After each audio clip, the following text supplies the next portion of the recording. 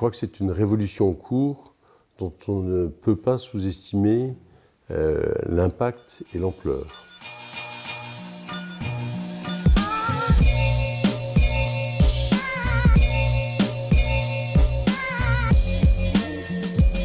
Bonjour à toutes et à tous, bienvenue dans la grande interview de News Asset Pro.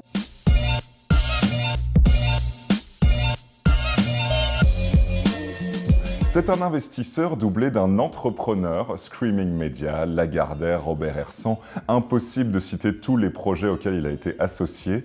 S'il ne fallait tout de même en retenir qu'un, ce serait sans doute la création de NextStage en 2002, une société de capital investissement dont ce grand amateur de voile est aujourd'hui président. Grégoire Santil est notre invité. Bonjour Grégoire. Bonjour Guillaume. Comment s'est passé 2021 pour NextStage? Quels ont été les faits marquants pour votre société? Une année exceptionnellement dense.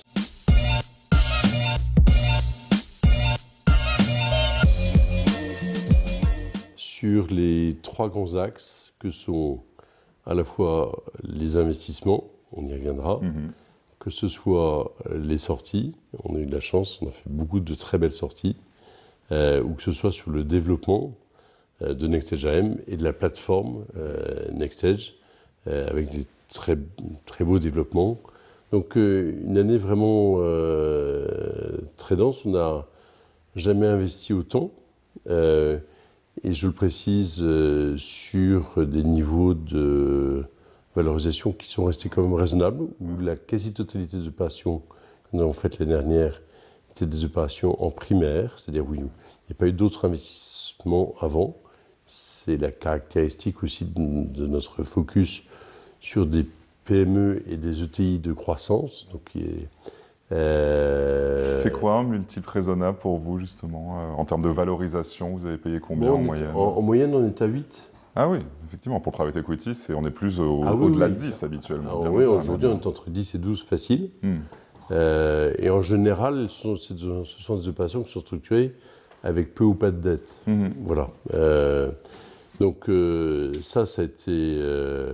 Et dans les investissements réalisés l'année dernière, il y a eu des boîtes magnifiques comme Solstice, qui est une pépite dans le domaine de l'innovation environnementale. Il y a eu Xerfi, que tout le monde connaît, qui est le leader des études de marché en finance.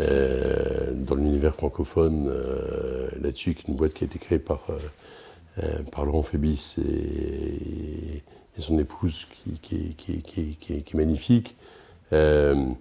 Donc il y a eu Finaca, qui est une fintech aussi. Donc il y a WeSmile qui a continué à se développer à toute vitesse.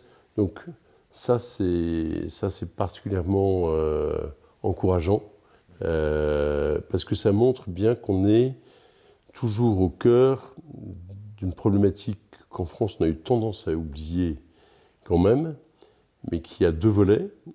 Premier volet, vous regardez l'économie américaine, grosso modo, elle est financée à 80% par de l'investissement, la bourse, le capital investissement et l'argent investi en direct, avec l'énorme machine de guerre que constitue l'investissement des retraités, c'est-à-dire des fonds de pension.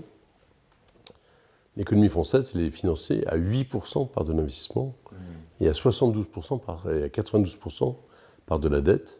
Les prêts bancaires surtout d'ailleurs. Et les prêts bancaires, or on le sait bien, on ne finance pas l'innovation, la croissance, le capital humain par de la dette.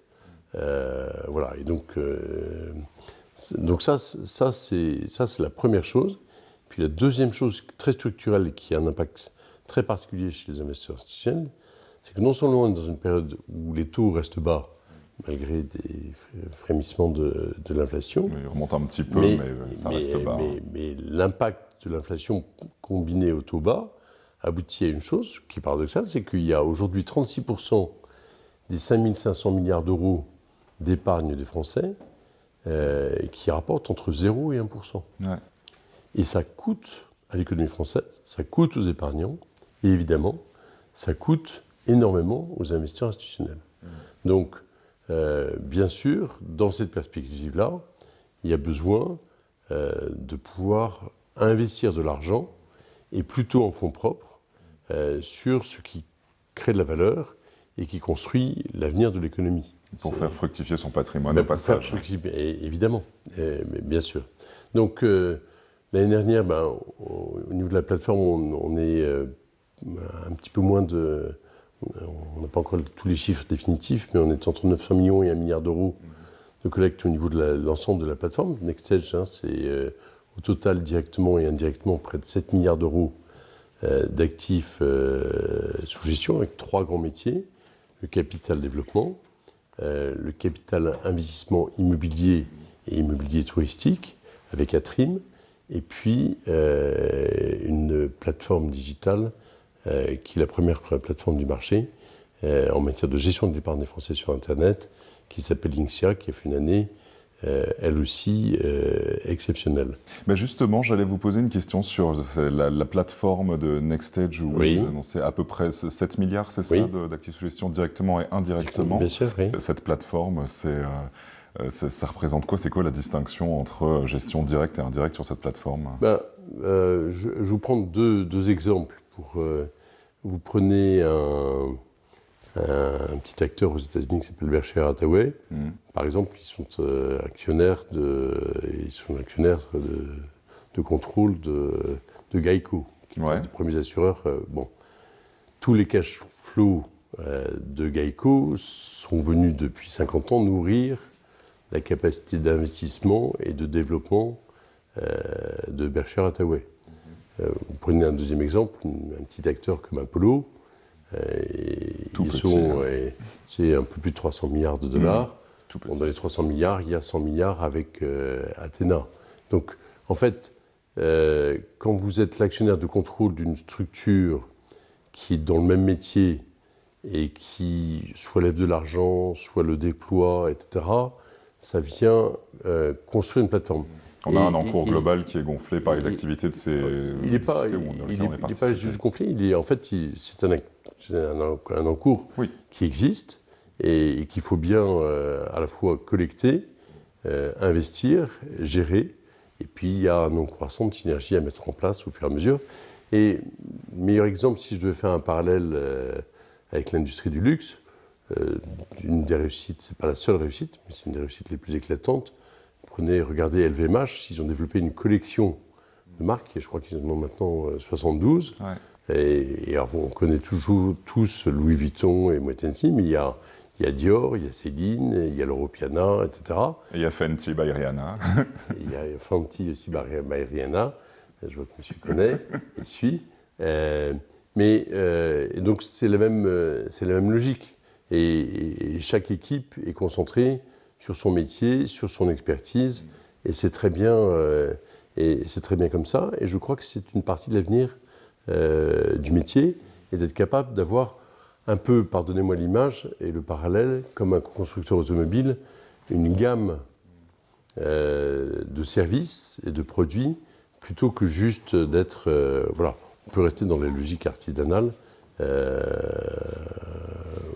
Ok, vous avez dit que vous aviez investi énormément l'an dernier, justement pris pas mal de participation, le plus haut niveau depuis l'existence de NextEdge, si j'ai bien compris. C'est-à-dire, ça représente combien? Vous avez investi combien? Alors, on est en train de... Vous n'avez pas encore publié vos comptes, vous pouvez pas me le dire. On n'a pas encore publié les chiffres, mais on est au niveau de NextEdge à 14 investissements réalisés. Je prends un autre, donc ça c'est beaucoup. Les équipes n'ont pas arrêté ils ont fait un boulot exceptionnel. Il y a aussi d'autres opérations très importantes qui se sont catalysées, comme par exemple pour Atrim, qui a été désigné comme un des 3 acteurs et repreneur et gestionnaire de Pierre et Vacances, qui est quand même le deuxième opérateur de tourisme en Europe. Et là, c'est une opération qui est menée de A à Z par Pascal Savary et les équipes d'Atrim. Donc ce sont des gros dossiers. Belles opérations. Et des belles opérations. Alors, ce sont des challenges, mais voilà. Vous gérez combien de fonds aujourd'hui à peu près? Est-ce qu'il y en a des qui vous avez lancés récemment? Alors, on gère, on gère en fait des fonds, soit à destination des grands investisseurs institutionnels et ce qu'on appelle des entrepreneurs ou grands investisseurs privés. Voilà. Et puis on gère des véhicules à destination des investisseurs privés.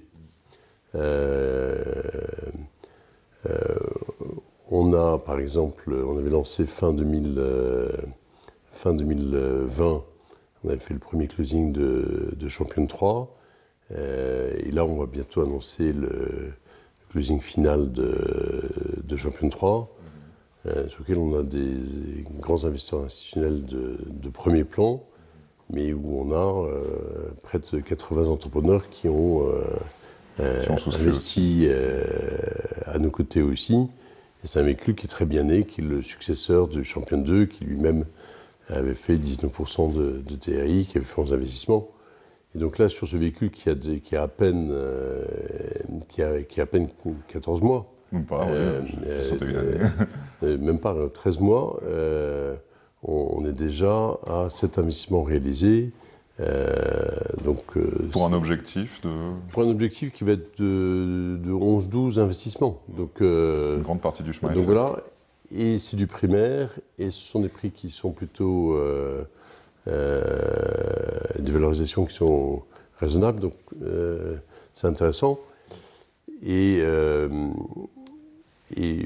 au passage, autour de ce qui caractérise la vision en matière de stratégie d'investissement de NextEdge, qui est, nous on pense qu'il y a une révolution industrielle qui est en cours.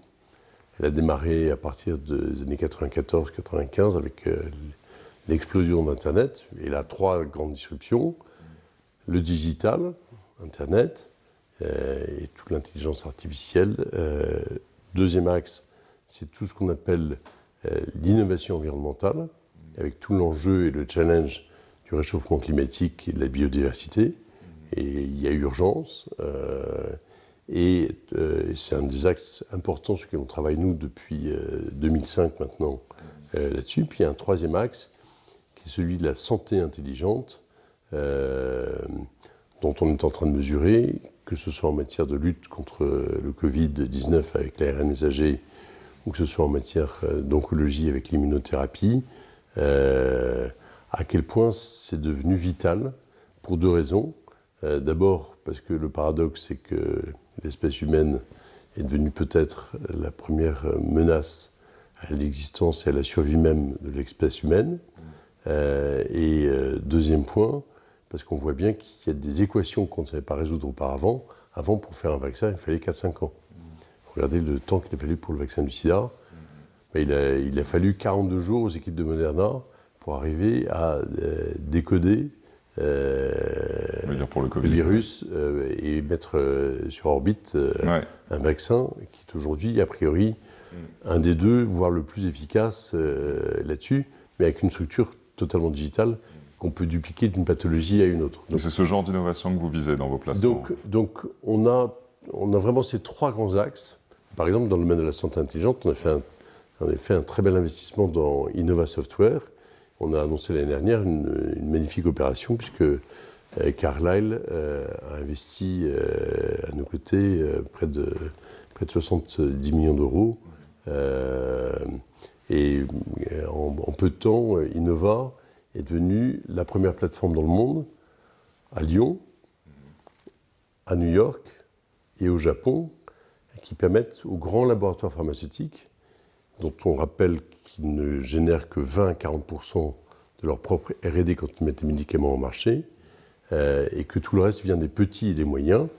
L'exemple le plus connu, c'est BioNTech, Pfizer, et ils ont, l'année dernière, géré pour plus de 100 milliards de dollars de valeur de contrat là-dessus. Voilà, c'est ça qui est en train de se passer, et pour une raison physique simple, c'est que les chercheurs et les médecins ne peuvent plus voyager pour se rencontrer physiquement. Donc, comment est-ce qu'on fait pour continuer à chercher ? C'est comme Teams, mais appliqué à l'univers de la médecine. Voilà. Donc, et avec beaucoup de contraintes, évidemment, de sécurité, des processus très spécifiques à cette industrie-là. Bien sûr. Il y a également des fonds dont vous avez entamé la liquidation, voire que vous avez liquidé l'an dernier. C'était à peu près combien ? Dans quelles conditions de sortie ça s'est Oh, ça s'est bien passé. On avait finalisé, justement, où on lançait le Champion 3, on avait finalisé le Champion 2. Et on a fait, sur 11 investissements, on a fait 19% de TRI, un multiple de près de... Taux de rendement annualisé. Taux de rendement absolument interne, et un multiple de 2. Et sur 11 investissements, pas d'entreprise qui soit allée au tapis, et un écart type assez faible finalement. Ce qui est intéressant, ça montre qu'il y a principalement des dossiers primaires et principalement des sorties industrielles. Donc c'est un système qui est bien, qui est sain. Et avec quand même des fonds, alors pas forcément du côté des fonds liquidés, puisque la majorité qui ont été liquidés, en tout cas, si je reprends plus globalement sur l'histoire de Next Stage, voilà, je crois qu'il y en a une vingtaine que vous avez déjà liquidées, dont une quinzaine qui étaient en performance positive, même avant l'avantage fiscal et la réduction d'impôts. Alors là, vous faites... Oui. Du côté des fonds en cours de vie, en tout cas au premier semestre dernier, ce sont les dernières données qu'on a, il y en avait seulement 2 en performance positive avant la réduction d'impôts, 5 en négatif, 1 en stable depuis l'origine du fonds. Voilà, c'était une année quand même un petit peu compliquée sur les rendements en tout cas. Non, alors, deux choses. D'abord, la performance moyenne sur ces véhicules-là, qui sont des véhicules retail qui ont plus de contraintes d'investissement, et qui sont un peu plus lourds aussi en termes de chargement. C'est qu'on est en performance moyenne depuis l'origine, on est à près de 1,8 de multiple. Donc c'est très correct. Compense, quoi. Point 1, mais point 2, il faut toujours faire attention à l'impact de la courbe en J de ce véhicule. Vous voyez, je vous prends l'exemple, je vous parlais C'est-à-dire la courbe en J, c'est-à-dire que quand vous êtes dans les 5 premières années du déploiement d'un véhicule d'investissement, vous êtes sur des bases de valorisation qui sont prudentes, raisonnables, voire même vous restez à la valeur de départ, etc. Et ça n'est que quand vous avez des éléments capitalistiques que vous pouvez les réévaluer significativement. Prenez l'exemple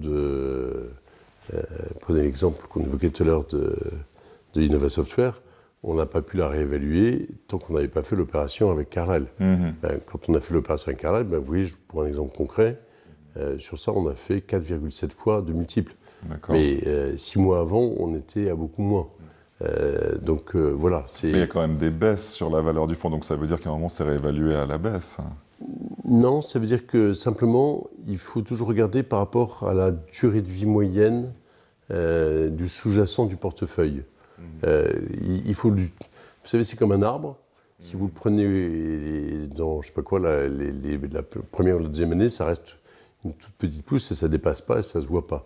Et donc, au bout de 10 ans, vous commencez à le voir grandir. Voilà, D'accord. Pardon pour mon image, mais... Non, elle avait le mérite de la clarté. Voilà. Et justement... Le capital investissement, c'est une école du capital patience. Oui, c'est vrai que vous le dites dans le document sur le capital patience. Justement, c'est quoi l'horizon à peu près de placement? Mettons, quelqu'un veut investir chez vous, institutionnel, particulier, c'est quoi l'horizon? C'est 10-12 ans.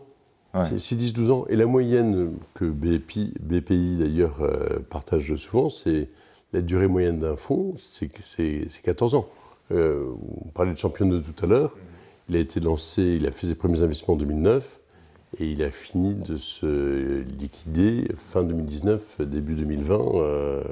Voilà, donc et c'était assez rapide. On peut investir à partir de quel patrimoine dans des fonds ou des produits qui sont proposés par Next Stage AM? Alors en fait, pour vous donner un ordre d'idée, aujourd'hui, on a près de 40 000 investisseurs particuliers qui viennent à nous.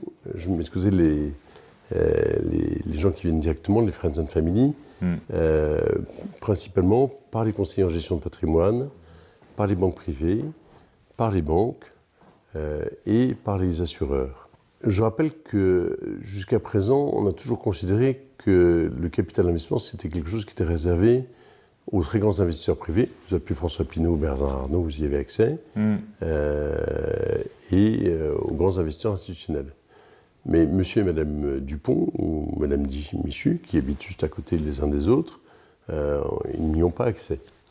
Alors, il y a quelque chose sur lequel nous, on a beaucoup travaillé chez NextEdge, qui était d'abord l'intégration du capital investissement dans l'assurance vie et l'intégration du capital investissement au travers des enveloppes de l'épargne salariale d'une part et de l'épargne retraite d'autre part. C'est ça qui vous apporte la majorité des encours de vos clients particuliers? C'est les unités de compte de l'assurance vie? Alors, ça, c'est la partie qui se développe le plus vite.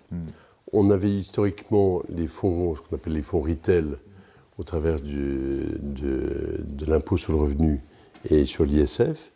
Ça, c'est ce qu'on a fait beaucoup entre 2002 et 2015.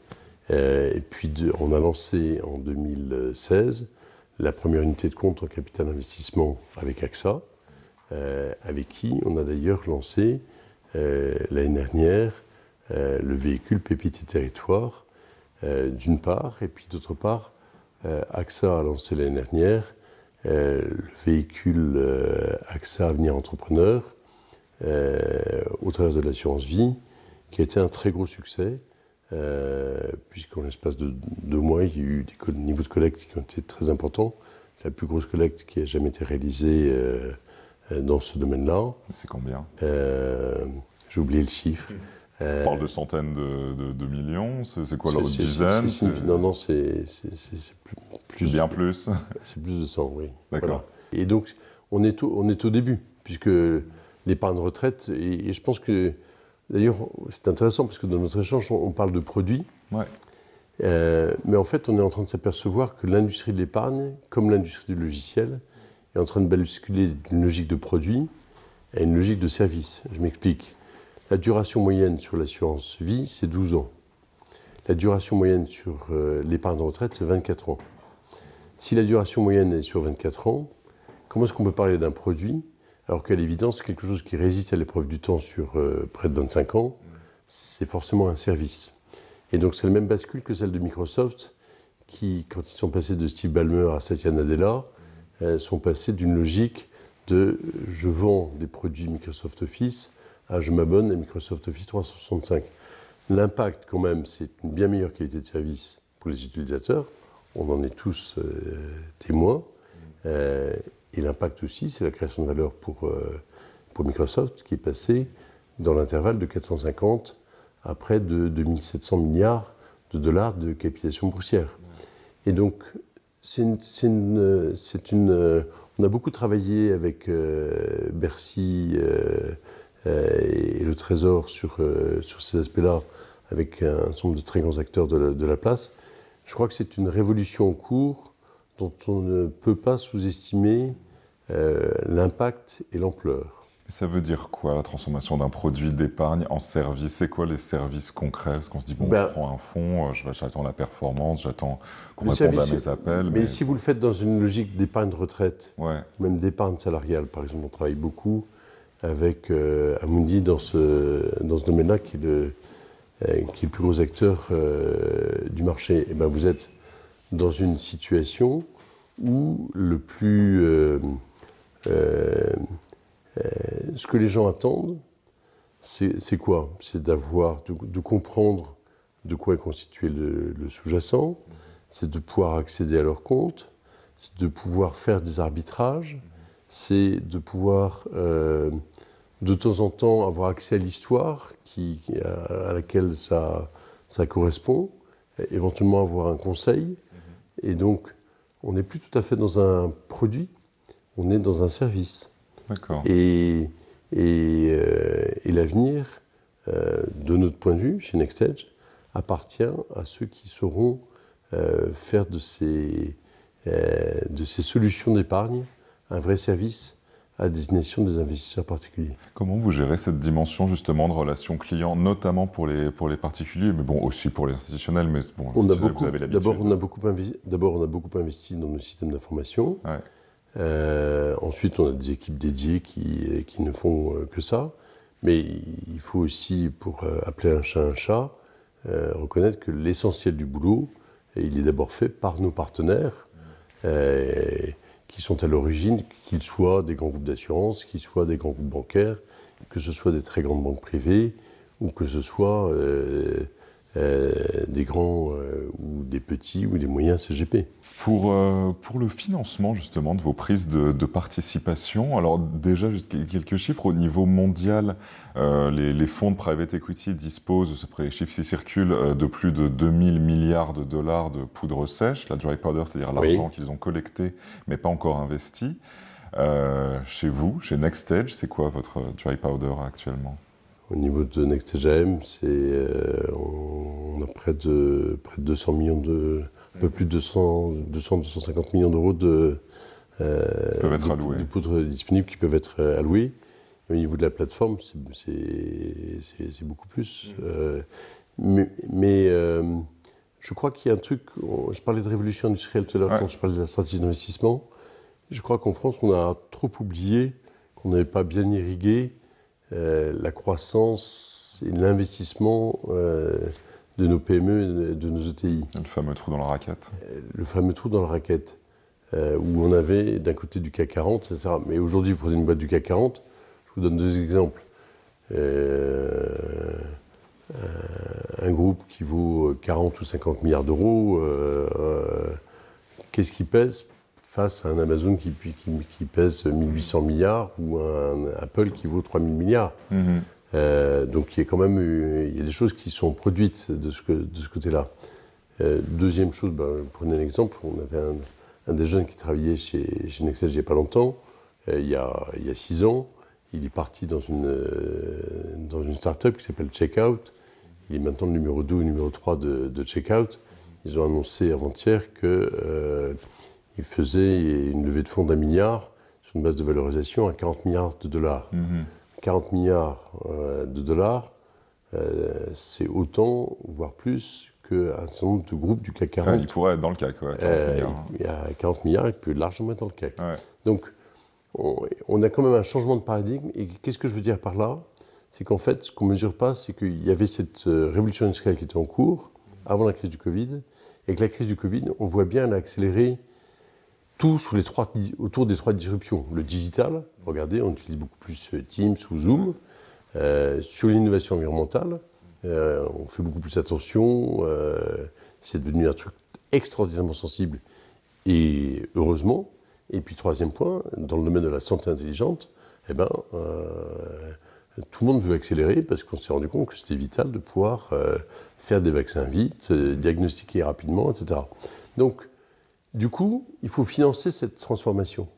Et le financement de cette transformation, ce n'est pas encore de la dette, c'est de l'investissement.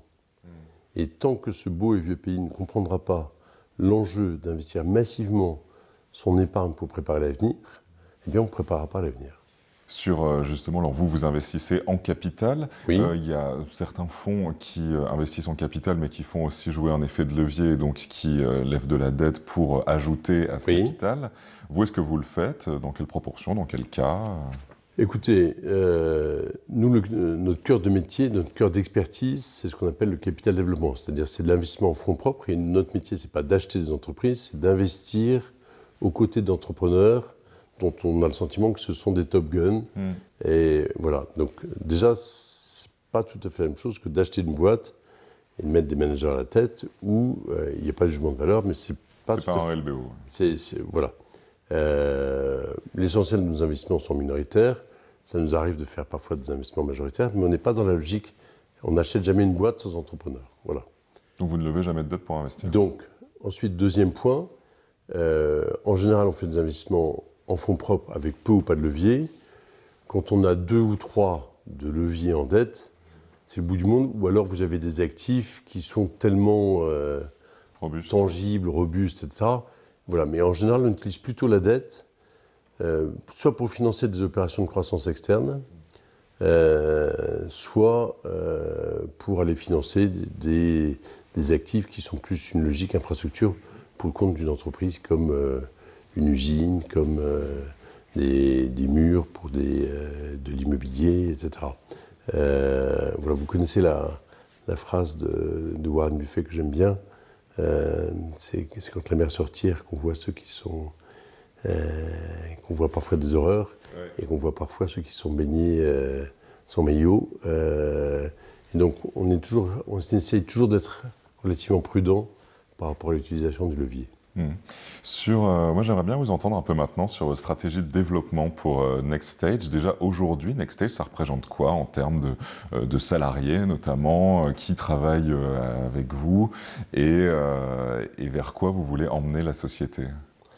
Alors, merci de votre question. Aujourd'hui, on est 34 personnes chez NextStage AM. Il y a près de 55 personnes chez Atrim. Et 60 personnes chez Linksea.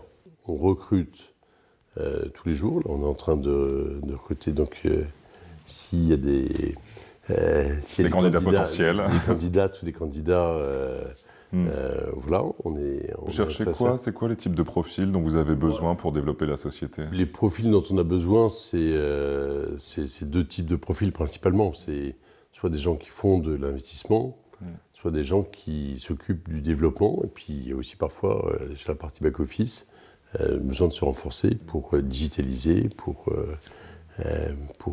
mesurer, etc. Mais on passe notre temps à recruter. D'accord. Et en termes de vous, là, parce que vous avez fondé NextStage, donc vous voulez en faire quoi? On va fêter cette année notre 20e anniversaire, ça aura lieu le 9 juin prochain. Nous, notre ambition, c'est de continuer à faire grandir la plateforme,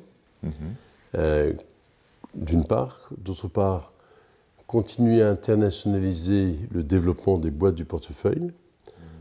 J'aime bien cette expression d'avoir les pieds dans la terre et la tête dans les étoiles. On voit bien que quand nos entreprises se développent à l'international, que ce soit en croissance interne ou que ce soit en croissance externe, ça accélère le processus de création de valeur. Vous l'avez compris, c'est un des gros enjeux.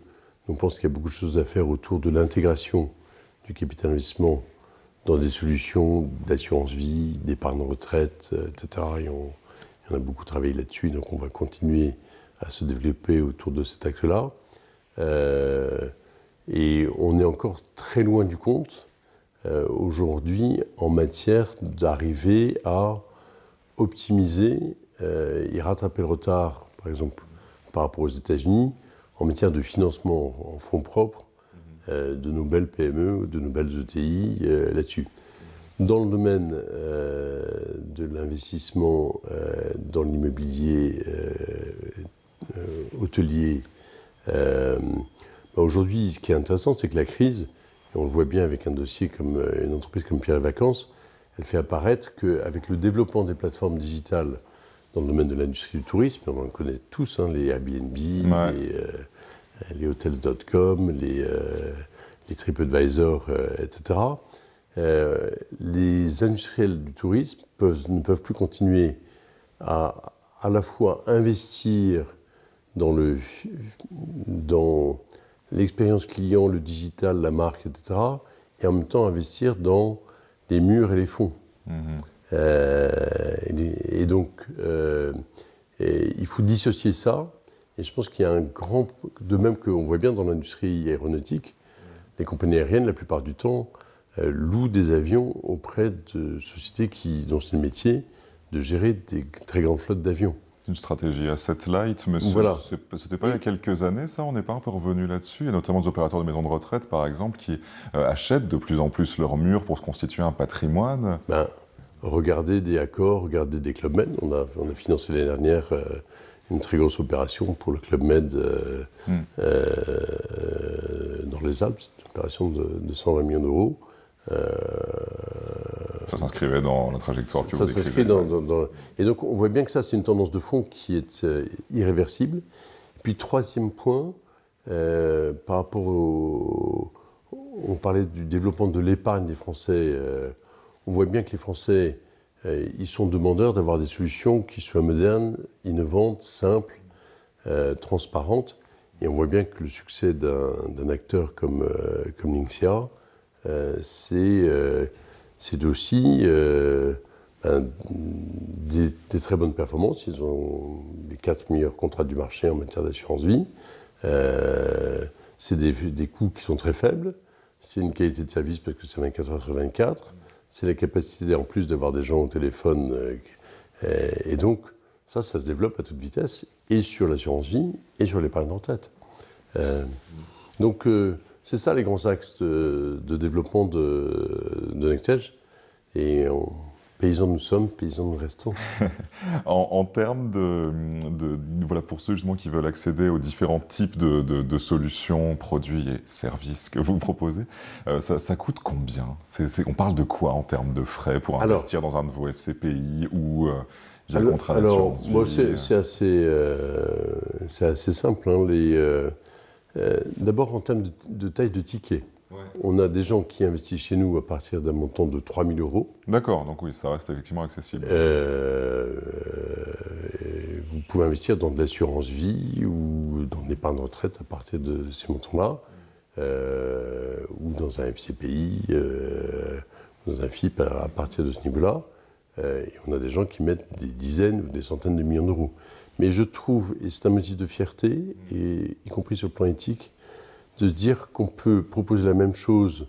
On a la chance d'être accompagné par des très très grands family office, au plus grand family office français, et d'offrir la même chose au travers de solutions de co-investissement à monsieur et madame Dupont, qui mettent un ticket plus petit, mais qui ont quand même accès à cette performance-là. D'accord. En termes de frais sur un fonds, je crois, sur les documents les frais de gestion, les frais annuels. Les frais de gestion, grosso modo, en moyenne, sur un véhicule d'investissement, c'est 2%. Plus c'est retail, plus on se rapproche des 3%. Plus c'est institutionnel, plus on est plutôt à 1,5%. Voilà. Ça va de 1 à 4 à peu près sur les 10 SIG que j'ai pu voir sur votre site, selon les FCPI. Oui, absolument. C'est à peu près les taux du marché, d'ailleurs. Un mot sur maintenant NextEdge SCA, qui est votre société cotée en bourse, dont NextEdge est actionnaire, avec une partie de flottant et d'autres, pas mal d'autres actionnaires, beaucoup d'institutionnels. Hein. Vous êtes introduit en bourse fin 2016. Avec le recul, comment vous appréciez cette aventure boursière ? Deux remarques. D'abord, c'est un véhicule qui a la caractéristique qui est très rare en France, d'être un véhicule evergreen. Et nous, on pense, vous connaissez le roman de Frédéric Becbédé, 10 francs, non, 99 francs. L'amour dure toujours 3 ans. C'est pas celui-là. Ouais. Nous, on pense que c'est important d'offrir aux entrepreneurs la possibilité d'avoir un horizon de temps long et de ne pas être dans une situation d'avoir l'obligation de se séparer au bout de 4 ou 5 ans. Oui. Donc ça, c'est la première chose. Deuxième chose, on a un portefeuille qui est encore jeune, puisqu'on a 3 ans et demi d'âge moyen. Et donc, je reviens sur la courbe en J et le temps qu'il faut pour... mais sur des entreprises où on a fait des investissements, comme par exemple en 2015, comme Fontaine-Pajot, on avait déjà fait des premières sorties. Et dans la même logique que ce qu'on avait fait tout à l'heure, on a fait pas loin de x4 et un peu plus de près de 30% de TRI. Mais évidemment, le portefeuille est encore un petit peu jeune. Pour le reste, c'est encore un peu tôt, puisqu'on est dans une période où, d'ici peu de temps, on sera amené à faire des publications annuelles. Donc, on pourrait parler des résultats dans quelques semaines, mais quand même d'un point de vue boursier, pour ceux qui vous ont suivi dès le début, pour l'instant, ils restent un peu sur leur fin. Vous êtes introduit à 100 €, vous êtes vers 92 € actuellement, il n'y a pas beaucoup de liquidités, il y a quelques dizaines de titres échangés par jour. Oui, mais on est dans la logique du capital patience, d'ailleurs, qui est catalysé dès qu'il y a des sorties. Peut-être que si nous avons d'autres sorties prochainement, elles montreront que on continue à créer la valeur pour le compte de ces investisseurs. Si vous sortez au bout de 3 ans, au bout de 4 ans, d'un fonds de capital investissement, vous allez perdre de l'argent. C'est comme ça d'ailleurs que l'industrie du secondaire s'est développée. Si vous avez la patience et la capacité de pouvoir attendre les 10 ans, en général, vous faites vos bons retours. Et pourquoi on investirait dans les produits, fonds, etc. de NextEdge via l'action de NextEdge SCA plutôt que justement passer par d'autres véhicules? C'est quoi l'intérêt? L'intérêt, c'est que ça vous donne, vous avez accès en direct. Et donc, il y a des gens qui veulent pouvoir investir en direct au travers de la bourse. La bourse, l'année dernière, a connu un vrai succès avec un renforcement très important du nombre d'épargnants qui se sont portés sur la bourse. Parce que la vieille règle de l'élasticité de la demande par rapport au prix, elle fonctionne dans tous les domaines, y compris dans celui-là. Et je vous rappelle une donnée, mais il a fallu 12 ans à Berkshire Hathaway, qui s'était lancé en 1965, pour avoir un ANR et par rapport à son cours de bourse qui est supérieur. Voilà. 12 ans. Donc wait and see. Un mot pour terminer sur l'actionnariat de Nextel, parce que vous avez quand même du beau monde à votre capital. Vous avez Amundi, la société est détenue en majorité par les associés. Oui, absolument. Voilà, qu'est-ce que ça vous apporte d'avoir tous ces gens-là autour de table? On peut aussi citer auparavant Artemis. Artemis, exactement. Écoutez, nous on pense d'abord... vous le savez, Nextel a été un des premiers acteurs, le premier acteur en France à se positionner sur la logique d'entrepreneur-investisseur. Donc, entrepreneur-investisseur, on a la culture entrepreneuriale chevillée au corps et on a aussi la volonté d'avoir la maîtrise de son destin. Mais en même temps, je pense que c'est une excellente discipline que de s'appliquer à nous-mêmes, la discipline selon laquelle on a des gens qui jouent vis-à-vis de nous. Quand vous avez François Pinault, quand vous avez Yves Perrier, ou Fatih Jaffel, ou Valérie Baudson qui vous disent un certain nombre de choses, vous les écoutez comme un entrepreneur écoute celui qui est actionnaire à ses côtés, qu'il soit minoritaire ou majoritaire, peu importe. Et ça fait beaucoup de bien et c'est très positif. Donc voilà, donc ça c'est... Et puis d'un autre côté, je crois qu'il faut être humble. Nous sommes des animaux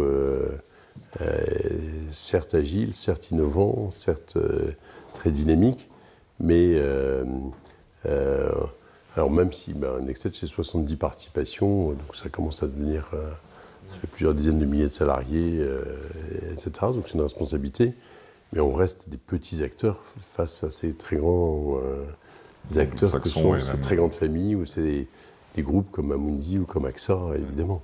Ouais, et en termes de concurrence, d'ailleurs, pour terminer, en France, vous savez que le private equity a quand même le vent en poupe depuis plusieurs années, avec des cotations, aussi des grands acteurs, typiquement les institutionnels, qui vont plus vers des poches de private equity qu'auparavant. Voilà, face à des Raseo ou autres spécialistes de private equity, comment vous évaluez un petit peu l'état du marché en France? L'état du marché, il a trois caractéristiques. Il est, effervescent. Mais c'est assez logique. Le rendement moyen en capital investissement, grosso modo, c'est une dizaine de pourcents de TRI annuel. Quand vous êtes aujourd'hui sur des contrats d'assurance vie qui sont à 1,2 ou 1,4 et le livret A qui est à 0,75, on verra s'il remonte. Donc, les gens, ils veulent mettre leur argent au travail là où ça leur rapporte. Et encore plus quand il y a de l'inflation et encore plus quand il y a des taux d'intérêt qui sont bas. Donc ça, c'est la première chose. Deuxième chose, je rappelle, on est encore en retard structurellement, et c'est comme ça qu'il faut comprendre le retard de compétitivité de l'économie française par rapport à l'économie américaine. On est dans une situation où, grosso modo, au total, le capital investissement, ça pèse 1,5% du total des actifs sous gestion en France. Aux États-Unis, on est plutôt aux alentours de 20%. Voilà. Donc, si vous pensez que Amazon, Google ou Apple se font par la volonté du Saint-Esprit sans investissement massif en capital d'investissement, et puis ensuite relayé par la bourse, nourri par la retraite des épargnants américains, on n'a rien compris au film. Et l'écart qui se creuse, il est lié simplement à la capacité à investir. Et le triptyque entrepreneur, innovation, investissement, c'est la clé de notre souveraineté à l'avenir et de notre capacité à faire de la France un pays qui reste très compétitif au XXIe siècle. Et ça, je crois que, et ce que j'espère, ce que j'appelle de mes voeux, ce sur quoi on travaille chez NextEdge, c'est que ceci puisse maintenant se déployer, s'industrialiser et permettre de construire l'avenir intelligemment. Et vous allez tenter d'y contribuer. Merci beaucoup, Grégoire Santil, d'avoir accepté notre invitation. Merci infiniment. À très bientôt. Et merci à vous de nous avoir suivis. À très bientôt dans la grande interview de News Asset Pro.